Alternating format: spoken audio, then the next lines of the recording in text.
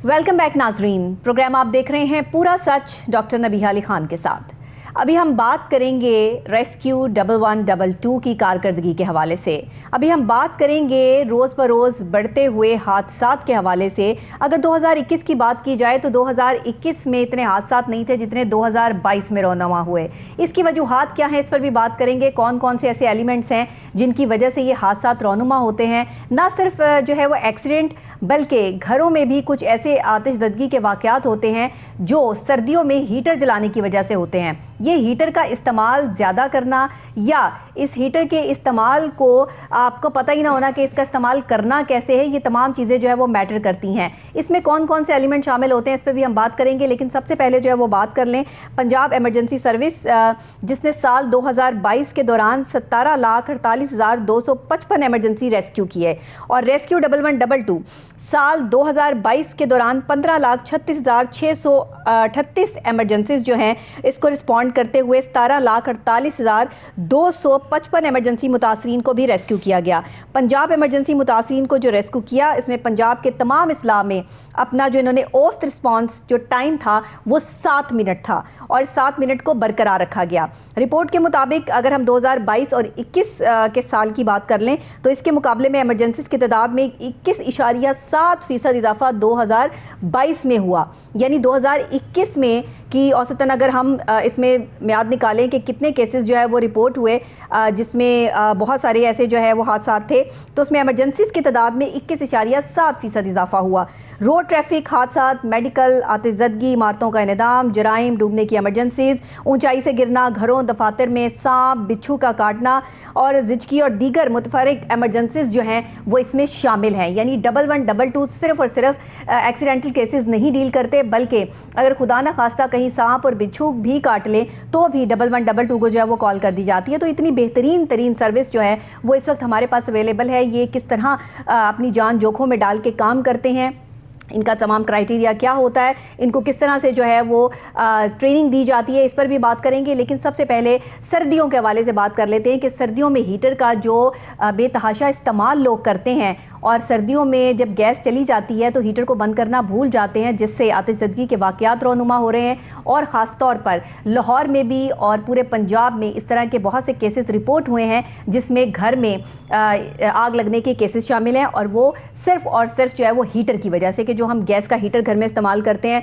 उसको बेड पे रख देते हैं, कभी हम उसको जो है वो साइड टेबल पे सजा देते हैं, कभी हम उसको कारपेट पे रख देते हैं, जिसकी वजह से जो है वो जान का ख़तरा हो जाता है। और बहुत सारे ऐसे केसेस कि जिसमें बच्चे भी अपनी जान से गए, पूरा का पूरा घर जल के राख हो गया, घर वाले नहीं बच सके। और ये तमाम चीज़ें क्योंकि लापरवाही थी कि हीटर या तो बंद नहीं किया गया या हीटर को जो है वो जला के छोड़ दिया गया और सब लोग जो है वो सो गए और गैस भर गई और सांस रुक गया। बहरहाल जी, इस पर एक रिपोर्ट तैयार की है हमारे रिपोर्टर मोहम्मद आसिम राजा ने। आइए देखते हैं, फिर इस पर बात करते हैं। दिन ब दिन आग लगने के वाकयात में इजाफा होता चला जा रहा है, जिसकी सबसे बड़ी वजह सर्दियों में घर के कमरों में गैस हीटर का जलाना है। साल 2021 में आतिशदगी के 20,810, जबकि साल 2022 में इन वाकयात में इजाफा हुआ और 26,477 वाकयात रिपोर्ट हुए। आतिशदगी ज्यादा वाकयात की वजह शॉर्ट सर्किट और गैस हीटर हैं। बड़े प्लाजों में आग बुझाने के आलात न होने के बायस करोड़ों रुपए का नुकसान होता है। नाकस गैस सिलेंडर भी आग लगने की बड़ी वजह है। घरों में आग लगने के सबब बड़े और बच्चों की अमवात की शरह में भी इजाफा हो रहा है। नाज़रीन, देखा आपने कि किस तरह सर्दियों में ख़ास तौर पे हीटर से जो वाक़यात पेश आ रहे हैं उसमें इजाफा होता जा रहा है। क्या वजूहात है इसके लिए भी 1122 जो है ये रेस्क्यू जो एहलकार हैं वो अपनी खिदमत सर अंजाम देते हैं। कहीं नहर में कोई गिर जाए, किसी को बिच्छू या सांप काट ले या कोई खंबे पर चढ़ जाए तो उसको उतारने के लिए भी जो है वो रेस्क्यू किया जाता है 1122 की तरफ से। तो इन तमाम चीज़ों की जो ट्रेनिंग है ये किस तरह से जो है वो दी जाती है। बहरहाल जी, घरों में, दफातर में जहाँ भी कोई मसाइल हो या कोई भी ऐसी जो है वो एक्सीडेंटल प्रॉब्लम आ जाए, सड़कों पे आपने देखा है कि बाइक के अक्सर एक्सीडेंट जो है वो आपको नज़र आते हैं, तो उस पर भी रेस्क्यू किया जाता है और ये सिर्फ 7 मिनट्स का टाइम है। सबसे बड़ी बात यह है कि 1112 का जो टाइम है आप तक पहुंचने का वो 7 मिनट्स है और इसको बरकरार रखा है 2022 और 21 में इन रेस्क्यू एहलकारों ने। हमारे साथ स्टूडियोज़ में मौजूद हैं हमारे रिपोर्टर आसिम राजा, उनसे भी पूछते हैं कि ये जो एक रेस्क्यू सर्विस हमारे पास 1112 है, इसके फ़ायदे तो बहुत सारे हैं, ज़ाहिरी बात है, लेकिन ज़ाहिर है इन्हें भी परेशानी का सामना करना पड़ता होगा, वहाँ तक पहुँचने में भी ट्रैफिक के भी निज़ाम सारे फॉलो करने पड़ते हैं। तो इसकी ज़रा तफसीलात उनसे जान लेते हैं। जी आसिम साहब।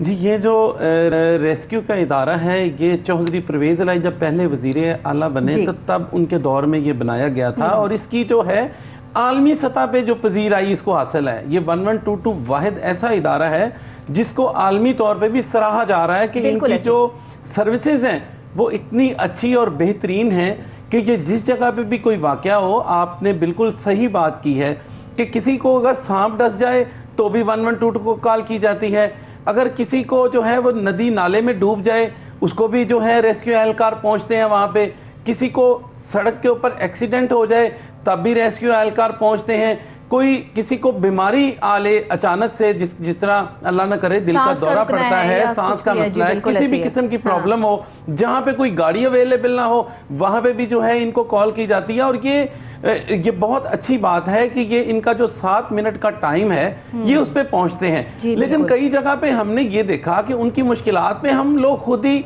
उनकी मुश्किलात को मज़ीद मुश्किलात इस तरह से बनाते हैं कि रोड पर जब हम जा रहे होते हैं, हम अपनी गाड़ी पे होते हैं, हम अपनी बाइक पे होते हैं, तो हमने देखा कि जब पीछे से एम्बुलेंसेस आ रही होती हैं हम उनको रास्ता देना गवारा नहीं समझते, हम अपनी मगन में अपनी मस्ती में अपनी गाड़ी चलाते हुए जा रहे होते हैं, बाइक पे हैं तब भी उसी तरह ही है।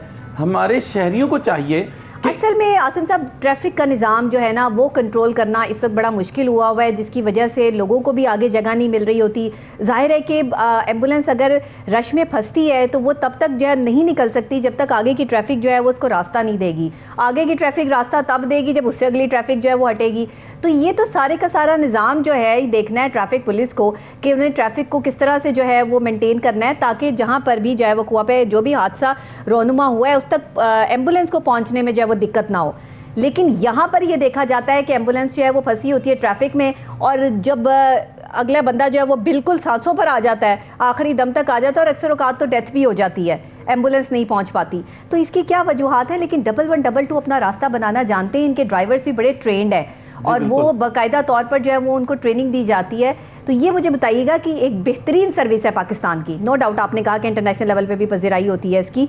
2021 में से अगर हम बात करें तो 2022 में जो हादसात की तादाद है जो इजाफा हुआ है वो 21.7% जो है वो ज़्यादा हुआ है, फीसद ज़्यादा हुआ है। तो आप क्या कहते हैं कि ये क्या है? और मज़ीद अभी 2023 जो है वो शुरू हुआ है तो भी हादसात जो है वो बढ़ गए हैं। इसमें हादसात की जो वजूहात है वो हम खुद हैं, क्योंकि हम लोग समझते हैं कि हम बिल्कुल जो है वो ठीक डगर पे चल रहे हैं, ये लेकिन ऐसा नहीं होता। जब हम अपने गैस के जो हीटर हैं उसको अपने कमरों में सजाएंगे और बेड के ऊपर रख के उसको जो है वो आग जलाएंगे तो आग तो फिर लपेटा मारेगी। मैं हैरान हूँ आसिम साहब ये फुटेज देख के आपकी कि बेड के ऊपर गैस वाला हीटर रखा हुआ है कि वहाँ आग लग जाए बिस्तर में, जाहिर है वो कपड़ा है और उस पर आग किसी भी टाइम वो पकड़ सकता है। तो लोगों को बिल्कुल अवेयरनेस नहीं है इस हवाले से। ये इसीलिए तो हमारा जो आज का प्रोग्राम है उसका जो मेन जो मकसद है वो भी यही है कि लोगों को आगाही दी जाए, और हमारा जो प्रोग्राम है इसका जो है वो तरीक़ेकार भी यही होता है कि लोगों को अवेयरनेस देने से जो है लोग सुधर जाएं, तो ये हमारे लिए बहुत बड़ी बात होती है। तो जब सिलेंडर गैस के जो हीटर हैं वो रखेंगे हम अपने बेडरूम्स में और बेडों के ऊपर कालीनों के ऊपर रख कर जब उनमें आग जलाई जाएगी तो वो कपड़ा होता है उसमें वो पॉलिस्टर होता है, वो फौरी तौर पर जो है वो आग पकड़ता है। तो हमारे शहरियों को चाहिए, के पास रखे होते हैं हीटर, वो उनको एहसास नहीं होता खुदा ना खास्ता पर्दा अगर आग पकड़ लेगा, कारपेट में आग लग जाएगी तो क्या सूरत हाल होगी। या गैस अचानक से गैस की लोड शेडिंग स्टार्ट हो जाती है, कभी कभार घर में से किसी भी इंसान को याद नहीं रहता कि उसने हीटर बंद करना था। बच्चों की ड्यूटी लगाई हुई होती है बड़ों ने कि बच्चों जो है वो आपने थोड़ी देर बाद जो है वो हीटर बंद कर देना। बच्चों बेचारे अपने गेम में अपने कामों में जो है वो बिजी हैं, उनके पास कहाँ इतना टाइम है कि वो हीटर के ऊपर जो है वो बैठ जाए फोकस करके कि जी इसको बंद करना है। तो ये चीज़ें बच्चों के हाथ में नहीं देनी चाहिए, सबसे पहली बात। और दूसरे ये कि जिस कमरे में हीटर है उस कमरे की सारी दरवाजे खिड़कियाँ बंद करके हम हीटर जला के बैठ जाते हैं वहाँ पर। अब आपने ऑक्सीजन का रास्ता तो बिल्कुल बंद कर दिया ना, आपने तो वहाँ पर जो है वो सारी गैस जो है वो इकट्ठी कर ली, हीटअप तो हो गया माहौल, लेकिन अगर ज़्यादा लोग उस कमरे में मौजूद है तो वहाँ पे हीटर की ज़रूरत होती नहीं है।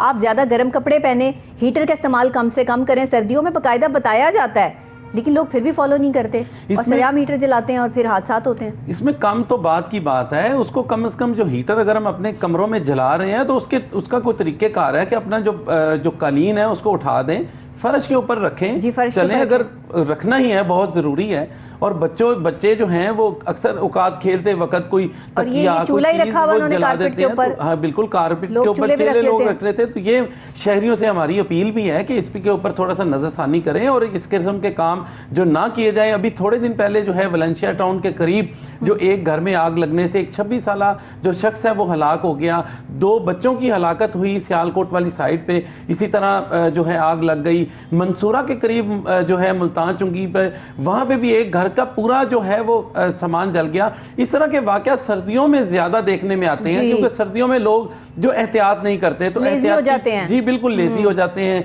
आपने बड़ी अच्छी बात की कि हम लोग जो उनके गैस वॉल है वो नहीं बंद करते, हम जो है अगर कमरे एक दफ़ा सर्दियों में आप लिहाफ में घुस जाए ना, अपने ब्लैंकेट में चले जाएं, तो उसके बाद वापस बाहर निकलना जो है ना वो इतना ज़्यादा मुश्किल होता है जैसे यहाँ से जो है ना वो अमेरिका का वीज़ा लगवाना। आप यकीन करें इतना ही मुश्किल हो जाता है कि आपने उठ के किचन तक नहीं जा सकते। लोगों की ख्वाहिश होती है कि खाना भी बेड पे ही खा लें।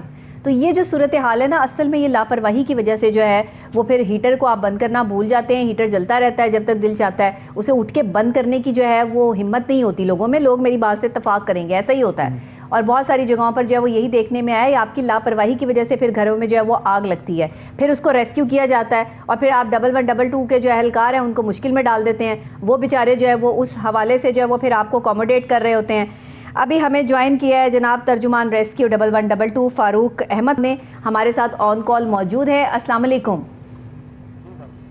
फारूक साहब, बहुत शुक्रिया आपने ऑन कॉल हमें ज्वाइन किया। मुझे बताइएगा कि पाकिस्तान में बेहतरीन तरीन सर्विस है 1112, ये रेस्क्यू जो किया जाता है इसमें जाहिर है अहलकारों को ट्रेनिंग दी जाती है बाकायदा तौर पे।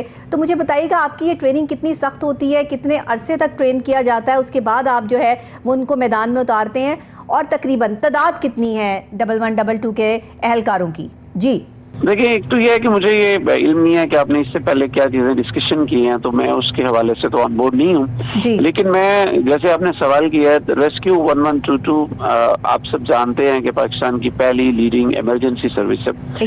और जिन चीज़ों को हम इमरजेंसी और लाइफ थ्रेटनिंग सिचुएशन में हम अपने रेस्क्यूज को भेजते हैं, लोग हमें कॉल करते हैं, तो वो तमाम इमरजेंसीज खास तौर पे जिनमें रोड ट्रैफिक क्रैशेज हैं, मेडिकल इमरजेंसीज हैं, फायर हैं और बिल्डिंग कोलैप्स के इंसिडेंट होते हैं, ड्रोनिंग इमरजेंसीज होती हैं, और वक्त के साथ जब कोई बड़ा डिजास्टर होता है, वो रिसेंटली फ्लड के अंदर भी, कोरोना के अंदर भी, वो तमाम इमरजेंसीज जो लाइफ थ्रेटनिंग इमरजेंसीज हैं, उन तमाम चीजों के लिए रेस्क्यू 1122 के जो रेस्क्यूर्स होते हैं उनको इनरोल किया जाता है। ठीक है। और पाकिस्तान की इवन साउथ एशिया की जो बेहतरीन एकेडमी है, इमरजेंसी सर्विसेज एकेडमी, लाहौर में मौजूद है। और इस एकेडमी में न सिर्फ लाहौर बल्कि गिलगित बल्तिस्तान और दूसरे केपी के भी जो रेस्क्यूर्स हैं वो भी यहाँ से ट्रेनिंग हासिल करते हैं। बिल्कुल ठीक। जब ग्राउंड में जाते हैं तो ग्राउंड में जाने से बाद, यानी कि रियल फील्ड में जब जाते हैं, तो वहाँ पहले उनको तमाम जरूरी जो ट्रेनिंग है जो कि फर्स्ट रिस्पॉन्डर के हवाले से हैं, जो मेडिकल की हैं, जो फायर की हैं, जो रोड ट्रैफिक क्रैशेस की हैं, वो सारी की सारी ट्रेनिंग्स उन्हें दी जाती हैं। ठीक है। और न सिर्फ उन्हें ट्रेनिंग्स वो प्रोवाइड की जाती हैं बल्कि डिफरेंट सिमुलेटर्स हैं जो कि हकीकत से करीब कर एक्सीडेंट्स होते हैं, उन एक्सीडेंट में भी उनको वो प्रैक्टिस करवाई जाती है। और यहाँ पे इवेलुएटर्स उनको इवेलुएट करते हैं, फिर उनके दोबारा टेस्ट होते हैं, फिर वो दोबारा उन सारी की सारी इमरजेंसीज में से गुजरते हैं। और अगर कोई ऐसा हादसा हो जाता है, लाइक अगर वो पहले हो, अगर कोरोना की एक इमरजेंसी आई हमारे पास जो शायद इससे पहले नहीं थी, लेकिन रेस्क्यू 1122 के एक नसाब का हिस्सा है कि हमने जो इस तरह के जो केमिकल, इसके पहले भी हम डील करते रहे हैं मुख्तलिफ किस्म के इक्का दुक्का वाकयात, लेकिन कोरोना एक डिफरेंट चैलेंज था। इस तरह का जो ही ऐसा ये हमारे लिए एक पेंडेमिक आई तो रेस्क्यू 1122 ने फौरन, जो यहाँ पे हमारे पास बैच मौजूद था, उनको पहले ट्रेनिंग प्रोवाइड की और उसके बाद मास्टर लेवल की ट्रेनिंग तमाम डिस्ट्रिक्ट्स में प्रोवाइड कर दी गई ताकि वो अपने लोगों को बेहतरीन सर्विसेज फराहम कर सकें। जहाँ तक रेस्क्यू की ट्रेनिंग और प्रोफेशनल कैपेबिलिटी की बात है तो वो इमरजेंसीज जिनसे हमें वास्ता पड़ता है उनके लिए रेस्क्यूज को हम भरपूर तरीके से ट्रेनिंग प्रोवाइड करते हैं। लेकिन एक बात जो सबसे इम्पोर्टेंट है, जो मैं आपके चैनल के तवज्जुह से आपसे शेयर करना चाहता हूँ, किसी भी मुल्क में जितनी मर्जी ट्रेन इमरजेंसी सर्विसेज मौजूद हों, हम हादसात में कमी उस वक्त तक नहीं कर सकते जब तक कम्युनिटी को इस बात का एहसास ना हो और जब तक कम्युनिटी के लोग खुद उन हादसात में कमी लाने में अपना किरदार अदा ना करें। मसलन मैं आपको एक एग्जांपल शेयर करता हूँ कि मोटरसाइकिल रोड पे आने से पहले 2-3 फिल्टर्स हैं जिनसे गुजर के आता है। वो घर से निकलते हैं, वो अपने मम्मा पापा, हमारे क्लोज फैमिली सिस्टम है, वहां से निकलता है। अगर उसकी मदर, उसकी बहन, उसका भाई और उसके फादर उसको इस बात का अलाउ करते हैं कि आप बगैर हेलमेट के जाएं, तो आप देखें कि घर से ही ये एक इमरजेंसी की जो है ना वो तैयारी शुरू हो जाती है कि आपने हेलमेट अपने बेटे को नहीं दिया तो फिर मेंटली प्रिपेयर रहें कि खुदा ना करे अगर कोई इंसिडेंट होता है तो उसकी जो सिचुएशन है वो कितनी खतरनाक हो सकती है। तो उस वक्त तक हम हादसा पे काबू नहीं पा सकते। रोड ट्रैफिक क्रैशेस की अगर आप एग्जाम्पल लेते हैं तो 80% से ज्यादा हादसा ऐसे हैं जिनमें किसी न किसी तरह से सिर्फ मोटरसाइकिल इन्वॉल्व है।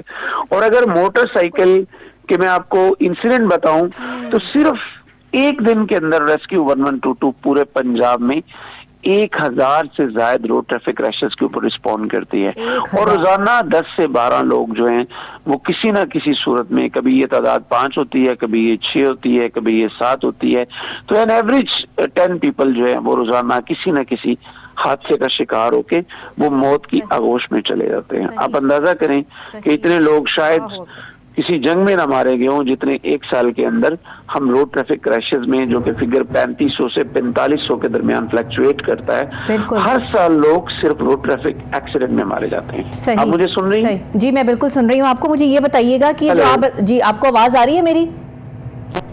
जी अभी आ रही है आपको मेरी आवाज? जी फारूक साहब आवाज आ रही है आपको? मुझे आ रही है, लेकिन आप बिल्कुल आउट थी। मैंने कहा मैं अकेला ही बातें ना करता। नहीं मैं आपको जो है वो बार बार जो है वो आपकी बात सुन रही हूँ। मैं आपको बीच में रोकना नहीं चाह रही थी, इस वजह से मैं बोली नहीं। अच्छा हाँ जी, मैं आपसे जो है वो ये नेक्स्ट क्वेश्चन जो करने लगी उसका भी मुझे जरा बता दीजिएगा। 2021 और 2022 इन दोनों अगर सालों का मुवाजना किया जाए तो 2022 में जो है वो 21.7% जो है वो हादसात में इजाफा हुआ है। तो ये इजाफा जो हुआ है ये आपने जैसे बताया कि लोगों की अपनी गफलत की वजह से भी है, लेकिन ये जो हादसात रौनुमा होते हैं जैसे आप बाइक्स पे बता रहे हैं, इसमें हेलमेट के अलावा और कौन कौन से एलिमेंट जो हैं वो सबसे ज़्यादा आपको देखने में आए हैं? और स्वेयर सिचुएशन जो है वो किसी भी बाइक से गिरने वाले शख्स की क्या होती है, उसको फौरी रेस्क्यू जो है किन लोगों को किया जा सकता है और किन लोगों को नहीं किया जा सकता? जी देखिए, रोड ट्रैफिक में जो अनहोल इजाफा हुआ है वो 1.5% है। ये जो आपने 21% का फिगर दिया है ये कलेक्टिव जो इंसिडेंट है उनमें हुआ है, उनमें कुछ में ज्यादा हुआ है। लाइक मेडिकल इमरजेंसी है उनमें 31% हुआ है। ठीक है। जो फायर इंसिडेंट है उनमें 27% हुआ है। बिल्कुल ठीक है।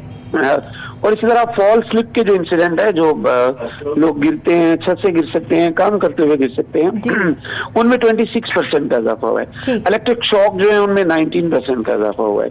और इसी तरह जो है बर्न केसेज हैं उनमें 12% का हुआ है। और स्ट्रक्चरल कोलैप्स, ये जो बिल्डिंग्स गिरती हैं इनमें 41% का इजाफा हुआ है। 41% का इजाफा हुआ है। ठीक है। तो स्नेक इमरजेंसीज जो है, स्नेक इमरजेंसीज में भी ज्यादा इजाफा हुआ है। स्कॉर्पियन बाइट, ये जो बिच्छू के काटने की है, 78% है और स्नेक बाइट जो है वो 21% है। तो जी, और कहने का मकसद ये है कि ये जितने भी हादसा हैं, अभी आपने मोटर बाइक की बात की है जी, मोटर बाइक जब एक अंडर एज, अगर आप अभी थोड़ा सा अपने इर्द गिर्द देखें कि अगर 10 लोग मौजूद हैं तो आप उनसे पूछें कि कितने लोगों के पास लाइसेंस मौजूद हैं, तो आप हैरान हो जाएंगी।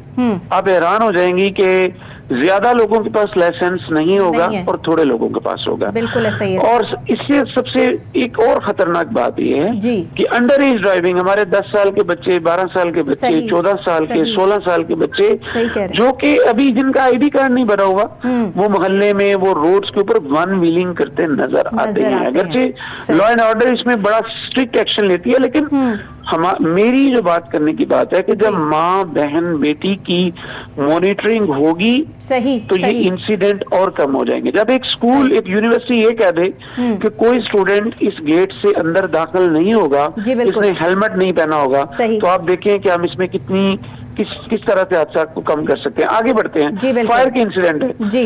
आप एक गाड़ी ले लेते हैं, 22 लाख की गाड़ी, 40 लाख की गाड़ी, जी। हम कभी उसमें 3000 का फायर एक्सटिंग्विशर रखना ही पसंद नहीं करते। बिल्कुल ठीक कह रहे हैं, बिल्कुल ठीक है। 2 करोड़ का घर बन जाता है, हम उस घर में एक 4-5 हजार का फायर एक्सटिंग्विशर नहीं रखते, और जब आग लग जाती है तो हम कहते हैं कि हमारा 2 करोड़ का घर जल गया। आप रोज ये जो कमर्शियल बिल्डिंग्स हैं यहाँ पे आग लगती देखते हैं, और हमारे हम उन लोगों के दुख में बराबर के शरीक हैं कि उनकी जमा पूंजी जल जाती है।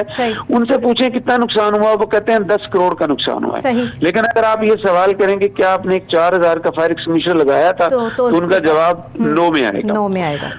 जब आप खुद ये नहीं देखें, एम्बुलेंस ने आपके पास उस वक्त पहुंचना है जब हादसा होना है। जी बिल्कुल ठीक कह रहे हैं। फायर की गाड़ी ने तब पहुंचना है जब आग लग जानी है। बिल्कुल। आग न लगे और हादसा न हो, इस बात की तैयारी आपने बहसीयत रिस्पॉन्सिबल सिटीजन करनी है। और अगर आप नहीं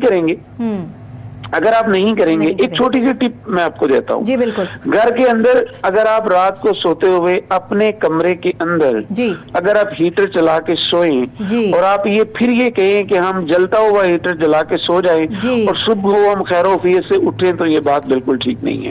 ये बिल्कुल गलत बात है। बिल्कुल ठीक। और अगर आप रात को एक स्विच के अंदर 4 चार्जर चार्जिंग के लिए लगा दें और वहां से शॉर्ट सर्किट हो के घर के अंदर आग लग जाए, तो इस सारे सिस्टम में किसी भी गवर्नमेंट की एजेंसी, किसी रेस्क्यू 1122, किसी फायर ब्रिगेड का कोई हाथ नहीं है। बिल्कुल ठीक। जब आप अपने पूरे घर की वायरिंग करें जिसके ऊपर खर्चा आए 50,000 और आप सिर्फ 2000 का एक सर्किट ब्रेकर ना खरीद सकें, तो फिर अगर आप शॉर्ट सर्किट की वजह से, आपको पता है कि फायर में जो सबसे बड़ी रीजन है वो शॉर्ट सर्किट है। शॉर्ट सर्किट है, बिल्कुल ठीक है, बिल्कुल सही। और हम एक स्विच लगाते हैं, उसके अंदर 4 स्विच और लगाते हैं। बिल्कुल ऐसा। और हमने, आज सर्दी है, आप देखें घर वालों ने बड़ा आसान हल ढूंढा है। एक लंबा सा हीटर होता है, उस हीटर के साथ एक लंबी सी प्लास्टिक पाइपलाइन लगी होती है। पहले वो बाबा के कमरे में जाती है, फिर वो दादों के कमरे में जाती है, फिर वो टीवी लॉन्च में आ जाता है।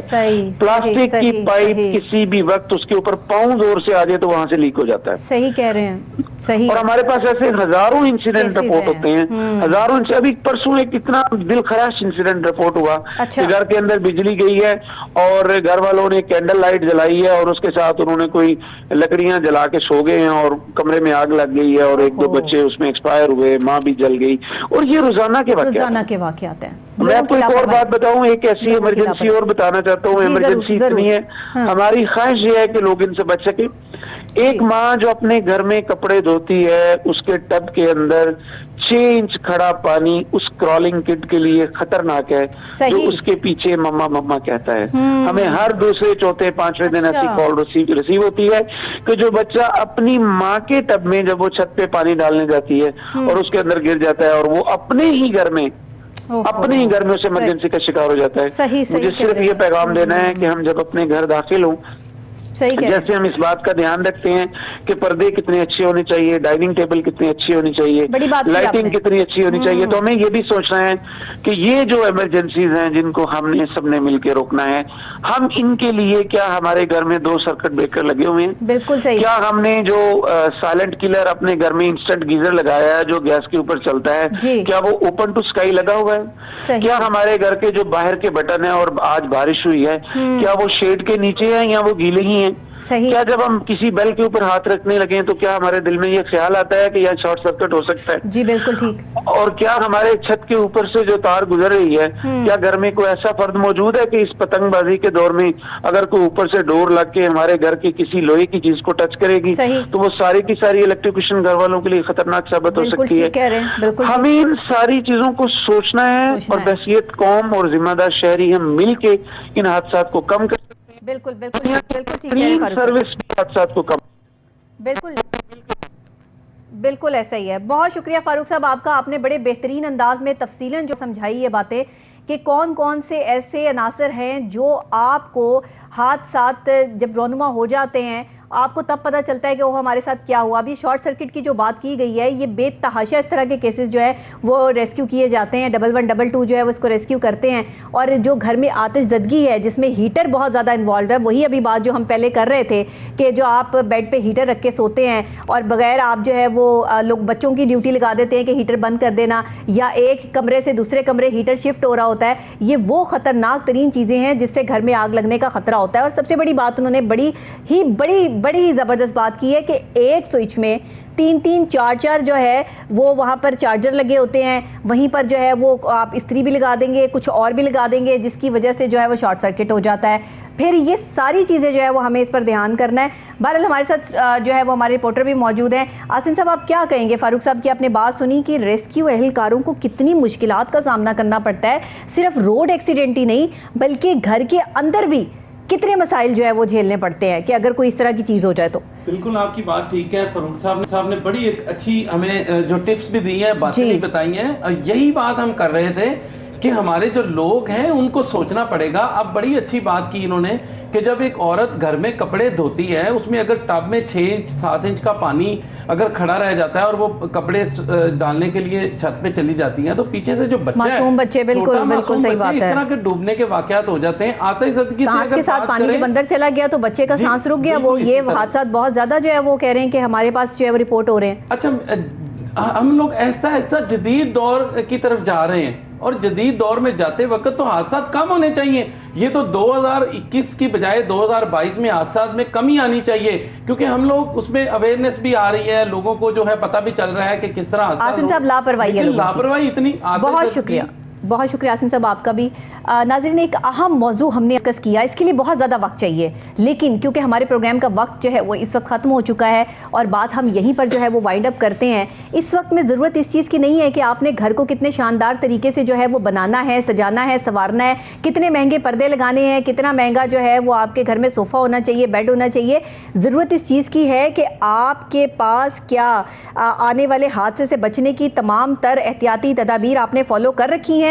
क्या आपके घर में खुदा ना खास्ता अगर फायर हो जाए, कोई जो है वो आग लग जाए, तो उससे बचाव की कोई एहतियाती तदाबीर घर में जो है वो आपने ऐड की हैं या नहीं? आपकी बड़ी बड़ी बिल्डिंग्स में आग लग जाती हैं, बहुत सी दुकानों में आग लग जाती है और सर्दियों में ऐसे वाक़यात ज़्यादा होते हैं लापरवाही की वजह से। बच्चों की केयर कीजिए, छोटे मासूम बच्चों को जब ख़वातीन कपड़े धो रही होती हैं तो अपने पास बिल्कुल मत आने दें, उनको किसी बड़े के पास जो है वो छोड़ के आएँ, वो क्योंकि बच्चे जो है वो माँ के पीछे पीछे भागते हैं। ये बहुत सारे केसेस हो रहे हैं। और दूसरे, हेलमेट का इस्तेमाल बाइक पे जाने वाले जो हमारे लोग हैं, जो हमारे भाई हैं, वो लाजमी करें, क्योंकि हेलमेट ना होने की वजह से जो है जो हादसा रोनुमा होता है ना, उसमें फिर सीधी डेथ होती है, इंसान को बचाया नहीं जा सकता। आप अपने सर को जो है महफूज रखें, बाकी अगर हाथ पे चोट लग जाए, जिस्म के किसी और हिस्से पे चोट लग जाए, उसे बचाया जा सकता है, रेस्क्यू किया जा सकता है। लेकिन अगर खुदा ना खास्ता सर खुल जाए ना, तो उसको दोबारा से जो है वो नहीं अपनी जगह पे लाया जा सकता। तो इसीलिए कहते हैं कि हेलमेट का इस्तेमाल जो है वो बहुत ज़रूरी है, इसमें बिल्कुल गफलत ना बरतें, इससे आप महफूज रहेंगे। इसी के साथ मुझे इजाज़त दीजिएगा, कल फिर इंशाल्लाह नए मौज़ूआत के साथ आपसे यहीं पे मुलाकात होगी। तब तक के लिए